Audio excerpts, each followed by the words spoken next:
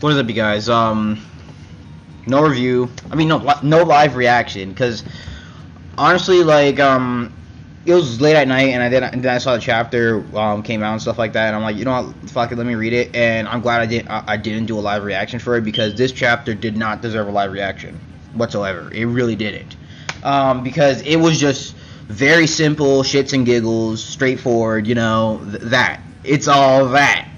And so, yeah.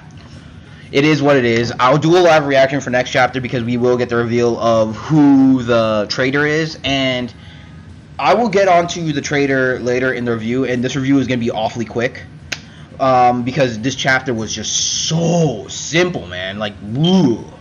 Like, it was just mostly shits and giggles. And the two key points is Asta dispelling the Jiroof and I don't know what the nigga's name is. It's Geo something. I'm just gonna call him Geo for short. There, Geo. And Catherine's seals they have placed on their memories, and he dispelled them. And now Marx is dialing it down. And at the end of the chapter, you clearly see that Aster, Marx, and Julius, they already know who the traitor is, and they're having Catherine and Thing repeat who the traitor is. Just so the other Magic Knights will be informed. So, yeah. But anywho, we get the introductions of the captain of the Purple Orcas, Gildor, the captain of the Misty Blue Deer the Misty Blue Deers, whatever they're called, Misty Blue Deers. That's a name I didn't think I'd hear, but whatever. His name is Lil, and apparently he's the youngest Magicknight Captain in the history of the kingdom. So then, when I heard that, I instantly thought, Hitsu fucking Gaia, but except this one, he's more stupid and he can't watch what he says, and apparently he was pampered all of his life. So, and like he was doing jokes and stuff like that, like pretending to be Fugo Leon, and then he was pretending to be Yami and stuff like that, and he got some freaking death threats from Jack and Nozelli because he was laughing, saying, "Oh, yeah, the new captain for the Crimson Line hasn't been decided yet. If Fugo Leon would here, he'd be able to get things organized and stuff like that." And then they just got pissed, and so yeah. And the leader of we also got the leader of the Coral Peacocks. Her name is Dorothy, and apparently she's sleeping, like she sleeps all the time. So she could have a form of illusionary magic, possibly. That's what I'm assuming. I don't know what magic would Lil have, but anywho, then Mr. Williams' vengeance comes in and stuff like that, and Nozelli found it suspicious how he wasn't there during the Royal Capital Castletown invasion arc began, because his subordinates were there, and usually when their subordinates get an award and stuff like that, the Magicknight Captains have to be present. Yami, he obviously wasn't there for, you know, reasons, while William Vengeance apparently had this thing to do, and he couldn't be there. And Nozelli also points out that he wasn't there during the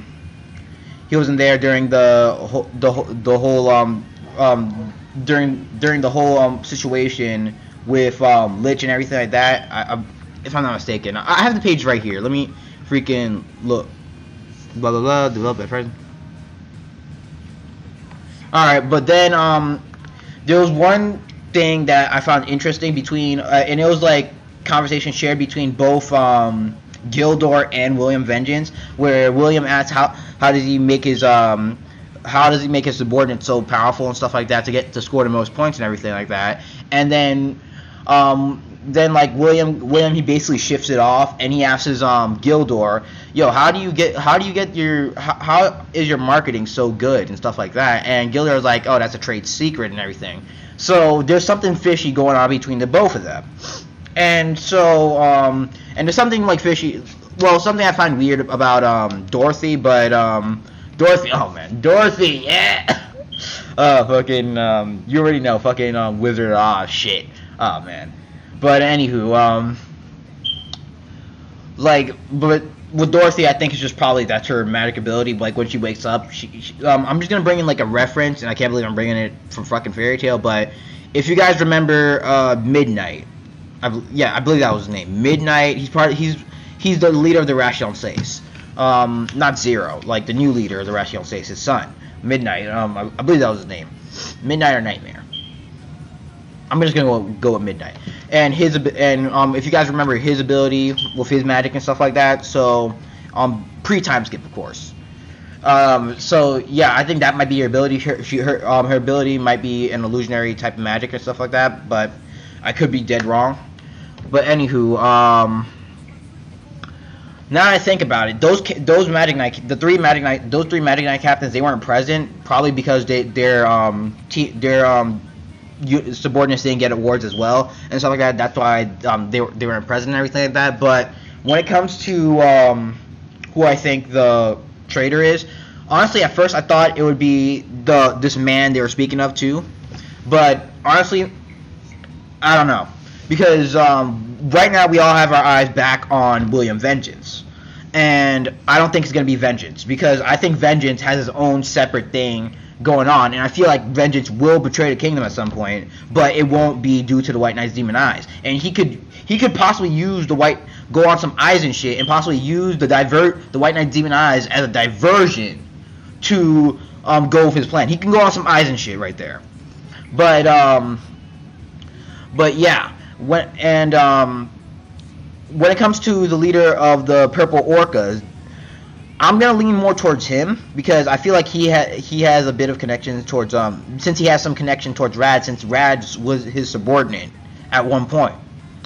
But and he seems fishy as well with his so-called market and stuff like that. So there's a chance that he could be the traitor as well. I don't think it did make it William Vengeance, because I feel like that'd just be too obvious. But I feel like the leader of the Purple Orcas, he's kind of obvious as well. So I'm leaning more towards him, because if it's just William Vengeance, it'll be like, it's gonna be like, we already saw this coming. But like, you can also see the Purple Orca leader coming too. But right now, everybody's eyes is on William Vengeance, and I think Tabayuki should just deviate a bit so he could just get on the leader of the Purple Orcas, because we already know there's something fishy going on with Vengeance here. So yeah, honestly, I thought the man that Lich and Catherine and Geo was talking about, it would be it'd probably be a traitor, like, them being one and the same. But I don't think so anymore. I think this man is like, whoever he is, like off somewhere, doing something. But the traitor, he could just be is obviously one of the Magicknight Captains. So yeah, we're about to find that next chapter, and yeah. So those are my overall thoughts. Who knows? It could be freaking Dorothy, freaking Dorothy, but I doubt it. It could be. It could just be freaking. I'm leaning towards Gildor right now. I'm just leaning towards Gildor because he just looks like an obvious suspect. He literally looks like a fucking obvious suspect.